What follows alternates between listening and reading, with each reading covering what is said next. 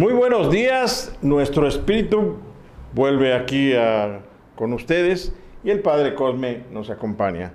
Hoy, 12 de mayo del presente año. Y vamos a empezar esta conversación que cada viernes tenemos o entablamos aquí con el Padre Cosme Andrade de la Iglesia Ortodoxa de Mérida, con la siguiente pregunta.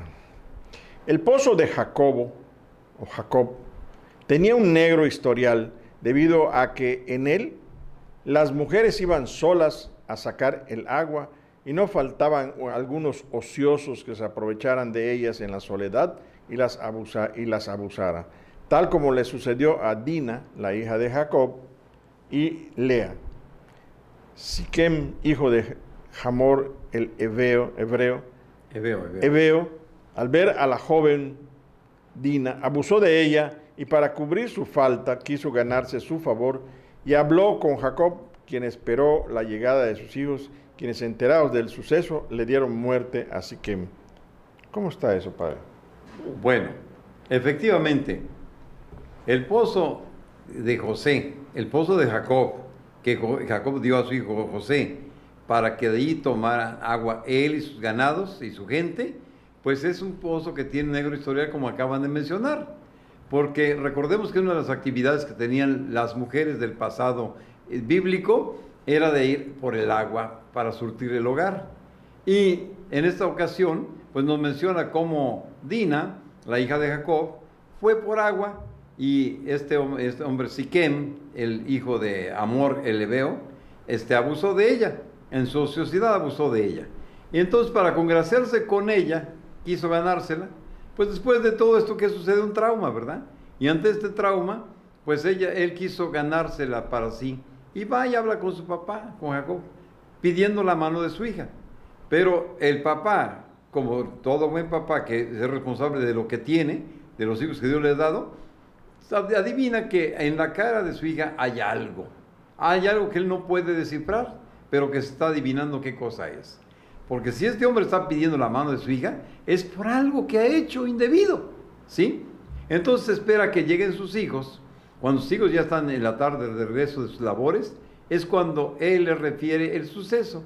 Ellos de inmediato se indignan y matan a este señor Siquem, ¿sí? Y ¿qué cosa vemos acá? Que ese pozo de Jacob es un pozo de dolor, un pozo que encierra muchos misterios dolorosos. Mujeres abusadas. Y una de ellas, justamente la samaritana. Esta mujer que Dios, ¿verdad? En la historia de la salvación es maravilloso. En los entuertos de Dios, los renglones torcidos de Dios. Cómo el pueblo judío se dividió en el reino del norte y el reino del sur. El reino de Samaria y el reino de Israel. Vemos que los judíos tomaron un odio tremendo a los samaritanos porque ellos sí se mezclaron con los asirios. Y entonces, pues eso era una abominación para el pueblo elegido de Dios, estar mezclado con otra raza, porque sería adoptar otras costumbres, otros dioses. Se volvieron idólatras. Y por eso, en lugar de bajar a adorar a Jerusalén, al monte de Sión, ellos adoraban en Gerizim. Ahora bien, cuando llega el Señor escoge una hora precisa en sus designios salvíficos, ¿verdad? Un lugar preciso, el pozo de Jacob, y una mujer que estaba también atormentada hasta ese momento, como fueron atormentadas muchas mujeres en ese pozo histórico. Entonces, cuando llega él, se encuentra con que hay una mujer y le pide de beber. Dame de beber, mujer. Ella se queda extrañada. ¿Cómo es posible que un judío le pida de beber a ella, que es samaritana? Ella, ferviente seguidora de las tradiciones samaritanas, como los judíos, también, ¿verdad? ¿Cómo te atreves a pedirme a mí de beber, que soy samaritana? El Señor dice, si tú supieras quién es el que te la pide, el que te pide agua, tú le pedirías a él y él te daría agua viva. Agua viva. Así no tendrías por qué venir a sacar esta agua constantemente. El que toma de esta agua volverá a tener sed. El que toma del agua que yo le daré, jamás tendrá sed. Estará satisfecho plenamente hasta la eternidad, porque de su interior brotará una fuente de agua viva, que saltará hasta la vida eterna. Dame de esa agua, Señor. Viene esta mujer con este deseo de entablar ese diálogo con este hombre extraordinario. No era un hombre común y corriente de los que ella conocía. Y el Señor le dice, llama a tu marido. Señor, no tengo marido. El Señor, que él ve el interior, que lee el espíritu, le dice, en esto ha respondido con veracidad. No tienes marido, porque 5 has tenido, y el que ahora tienes tampoco es tu marido. Ella queda estupefacta, dice, ¿cómo es posible que tú sepas mi historial? Yo veo que eres profeta. Nosotros sabemos que el Mesías cuando venga nos va a declarar todo. Este es el que habla contigo. Yo soy el que habla contigo. El yo soy del Antiguo Testamento, el Padre Celestial, está encarnado en el yo soy del Verbo de Dios, de Cristo, del Mesías. Y esta mujer queda extasiada, de modo tal que de inmediato se da la tarea de irse a Samaria. Allá habla a sus paisanos, pero no dando una noticia escueta, dando una noticia convincente. Vengan lo que ha hecho por mí, lo que ha hecho de mí, lo que me ha adivinado de mi vida. Ha dicho algo de mí. Nadie antes lo había hecho así. Ella, enamorada de aquel mensaje, de esa agua viva que el Señor le da, de inmediato, llena del Espíritu de Dios, anuncia a los samaritanos con tal fervor que los samaritanos no se fijan de quién viene el mensaje. Es una mujer más común que todas las demás, una mujer pecadora, una mujer que tiene hombres a diestra y siniestra. Sin embargo, en este momento no se fijan si es pecadora, sencillamente tiene el don de Dios, el don de la persuasión, de convencerlos, y todos van e invitan a Jesús a que se quede allí en Samaria con ellos. Cristo se queda 2 días con ellos. Miren, pero lo importante es que cuando uno prueba del agua viva, del agua que da la palabra de vida, que da la palabra de Dios, que da el Espíritu de Dios, es cuando uno se transforma, cuando uno ya no está jugando al cristiano.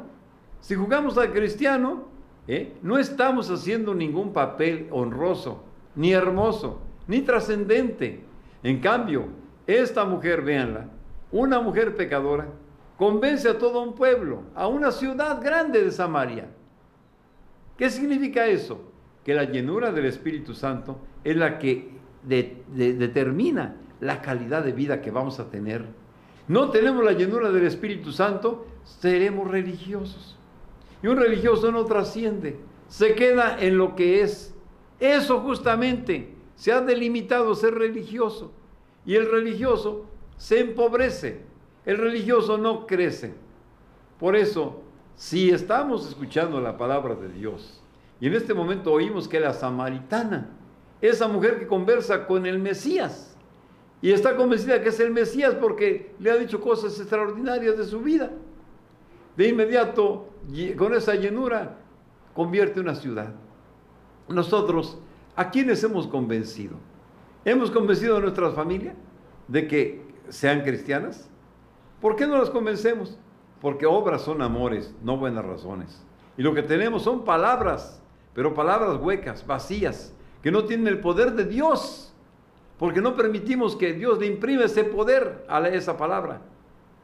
Por eso los invito a que, reflexionando sobre esta mujer samaritana, procedamos en consecuencia con ella, como ella, porque ella sí oyó a Jesús, ella le creyó a Jesús, ella tuvo el encuentro personal con Jesús, y Jesús le dio llenura, Jesús le dio poder, Jesús le quitó los traumas que tenía, al mostrarle su mano.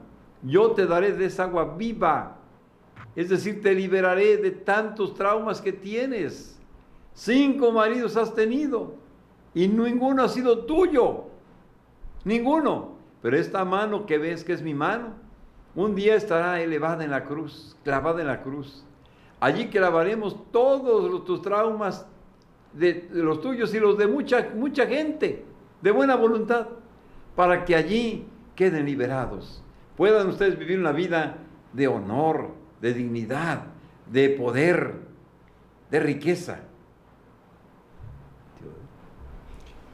Bien, padre, el pozo de Jacob en Sicar es un sinónimo de abuso, de dolor, de coraje, de impotencia y de maldad.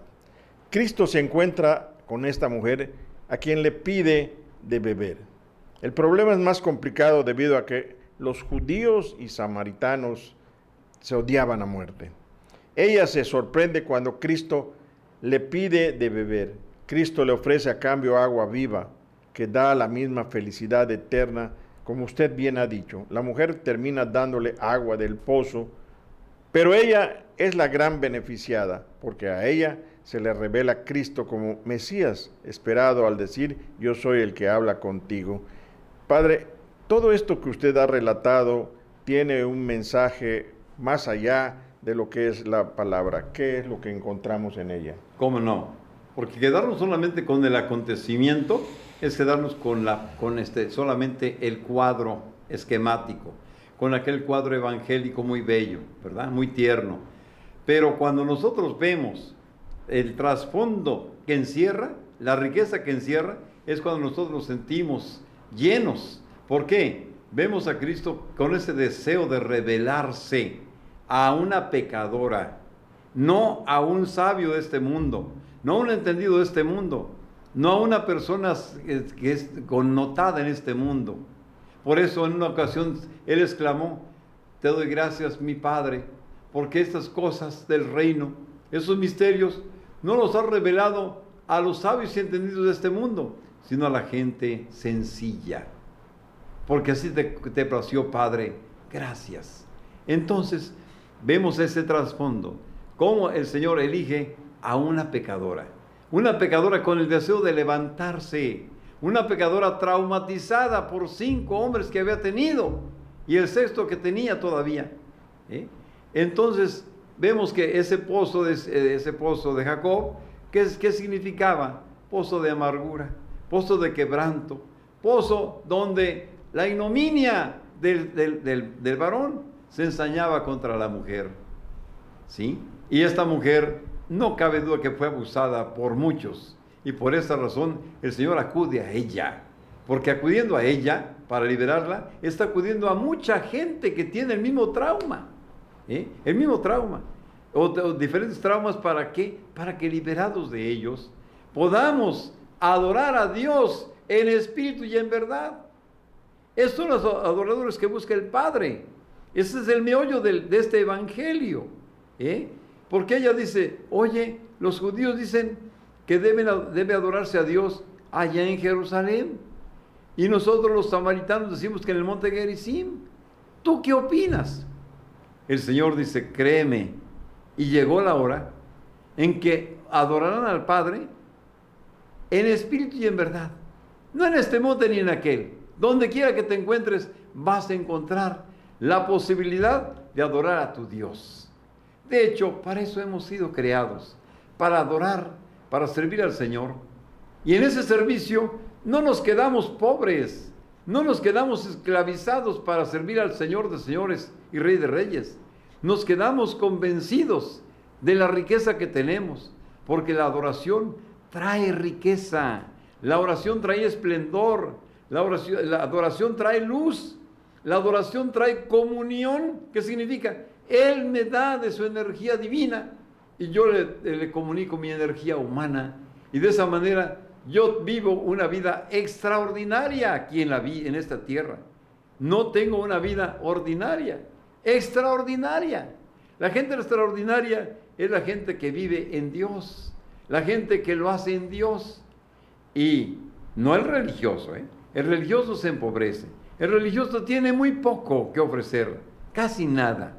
Es esclavitud, es dependencia y codependencia. En cambio, cuando te encuentras con Cristo, te encuentras con la fuente de agua viva. Ellos oyeron y creyeron por los samaritanos, y cuando ellos están con Cristo, le dicen, ya no creemos por lo que tú nos has dicho, lo que ha hecho de tu vida. Creemos por lo que hemos oído de Él. Entonces, convencidos de esa palabra de vida, ellos adoran lo que ya conocen, a quien ya conocieron, tuvieron la dicha de ver, de presenciar al mismo Dios, el yo soy, convertido en un ser humano que actúa, un ser humano que actúa, pero con poder, no solamente vence y convence, sino que además obra maravillas. Obras son amores, no buenas razones. Por eso, después de los 4 evangelistas, empiezan el libro de los Hechos de los Apóstoles. Ya no se llama ese libro que sigue al 4.º evangelio, el libro de aquello que hicieron los apóstoles. Hechos de los apóstoles, porque ya una vez que tuvieron la teoría con el Señor, tuvieron la experiencia vasta de la presencia del Señor, la enseñanza directa del Señor, ahora con la llenura del Espíritu Santo, están convenciendo a ciudades enteras, convirtiendo multitudes, transformando el mundo. Por eso, después de la presencia de Cristo en ti, la oración personal de tú y Cristo y tú, la llenura que Él te da, la llenura del Espíritu Santo, te lanzas. ¿A dónde? Donde el Espíritu te lleve. Hablar como habló esta mujer, convencida de lo que ella había obtenido en esa conversación, en esa comunión con su Dios, con su Salvador, con su Mesías, con su ungido, que es Cristo, que le participó de su divina unción. Para finalizar esta plática, Padre, porque es muy interesante todo lo que usted ha vertido en esta emisión, lo que podríamos nosotros arguir es: acudamos a Cristo para que nos dé esa agua viva y nos liberemos de tantos dolores traumáticos del alma. ¿Por qué esto tan simple que parece un líquido, el agua, de esa agua viva que se dice? Porque el agua es vital para el ser humano, pero esto es un agua diferente, es un agua que tiene vida y que tiene espíritu. Padre, esto, ¿cómo libera el dolor traumático del alma? Cuando comprendemos que el agua no es el agua de este mundo, sino el agua de la palabra que es espíritu y vida, cuando nos encontramos ante la misma fuente del agua que es Cristo, de inmediato sentimos esa llenura. Cuando tú lo ves en un cuadro, en un icono, lo ves clavado en la cruz, te dice muy poco realmente. Pero cuando tú tienes ese encuentro personal, cuando de verdad caes de rodillas y le dices: Señor, yo no quiero vivir una vida religiosa. La vida religiosa, mira, me trae solamente quebranto, me trae privaciones, me trae frustraciones. En cambio, yo quiero actuar como actuó la samaritana. Yo sé que soy pecador, pero precisamente tú amas al pecador, no al pecado.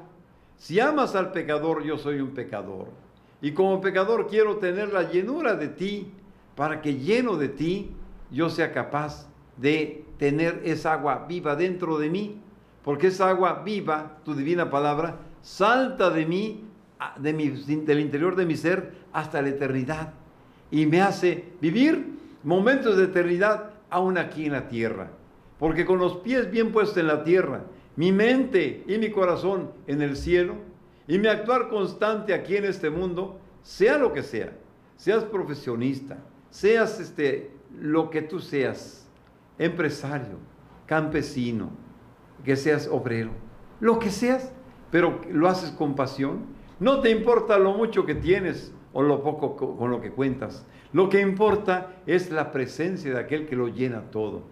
Cuando tienes la presencia de aquel que lo llena todo, tu llenura te hace exultar de gozo, te hace vivir intensamente la vida, te hace ser responsable en todos tus compromisos, te hace ser una persona que da y da y da y no se cansa de dar, porque tiene mucho que dar, tiene mucho porque ese mucho es la presencia de la fuente dentro de ti. No tienes ese vaso con agua, tienes la fuente que emana agua, pero es agua que te mantiene siempre lleno de vitalidad. Así como una planta, nuestras plantas aquí en Yucatán, cuyas raíces han perforado tanto el interior, que han llegado allí donde está el venero, allí donde están los cenotes, depósitos de agua subterráneos. Esas plantas, a pesar del terreno pedregoso, se levantan airosas, metros y metros y metros de altura, 15, 20 o más, y llenas de una vitalidad que aunque no caiga una gota de lluvia, ellas siempre están lozanas, ellas siempre están dando fruto, ellas siempre están viviendo su ciclo. ¿Por qué? Porque están adheridas a la fuente de agua viva. Así nosotros, en nuestra vida cristiana, si no estamos adheridos a la fuente de agua viva, seremos religiosos. Y esos religiosos fracasan, no tienen éxito en la vida. ¿Por qué? Porque no tienen llenura. Si tenemos la llenura, lo tenemos todo. Si no, estamos en la llanura. Por último, mi forma de ver esto, que además en este mes de mayo significa mucho para la madre, se festejan a las madres, cuando debiéramos de festejarlo todos los días, ¿no? Y de venerarlas siempre. Y también es el día 13, el día de María, de la Virgen María. Padre, ¿un mensaje?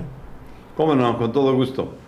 Sí, nuestra madre en la tierra es la que merece los aplausos, merece todo aquello que nosotros vayamos cosechando, es porque Dios así ha querido darnos un ser tan bello, tan tierno, para que nosotros que somos duros, ¿verdad?, en ella encontremos la ternura, encontremos el solaz, el esparcimiento, la comprensión, el amor que tanta falta nos hace, ¿sí? Y Él, el mismo Dios, siendo tan grande, tan completo, cuando se encarna su Hijo, vemos que le da también una madre, la más hermosa de las madres, la más cariñosa de todas, que lo tuvo en su vientre y después cuando bajó de la cruz, también lo tuvo en sus brazos ya moribundo, ya muerto, mejor dicho. Entonces, si ese ser querido al que hemos festejado este 10 de mayo, le hemos rendido tanta pleitesía, ¿por qué no rendírsela todo el año, toda la vida? Porque gracias a ella estamos, gracias a ella existimos, gracias a ella triunfamos, gracias a ella tenemos lo que tenemos. Lo importante es que en ellas y por ellas vivimos. Así es de que si ellas son las que nos han dado a la vida, y ellas se han deformado sin importarle su bella figura, ahora rindámosle no solamente un tributo de gratitud, sino que le demos nuestra oración para que ellas sean como esa mujer agraciada de Samaria, que tuvo la convicción de la presencia de Dios en ella, que tuvo la dicha de tener esa fuente de agua viva en ella, que convenció a toda una ciudad, para que nuestras madres, con ese espíritu que tienen de maternidad, vayan y anuncien el Evangelio a sus amigas y de manera especial a sus hijos, aún a los más ingratos y descreídos. Muchas gracias, Padre, muchas gracias por sus sabias palabras. Y bueno, pues a ustedes también les recordamos que todos los domingos en la Iglesia de la Dormición de María, en el kilómetro 28 del periférico norte de esta ciudad de Mérida, a las 10 en punto de la mañana se oficia la misa por el Padre Cosme. Es una misa del corte ortodoxo, es una misa católica ortodoxa y se les invita. Si ustedes desean también consultar algún problema que tengan del que ustedes crean que sea necesario consultarlo con un sacerdote, el Padre Cosme les va a atender. Muchas gracias y nos vemos la próxima semana.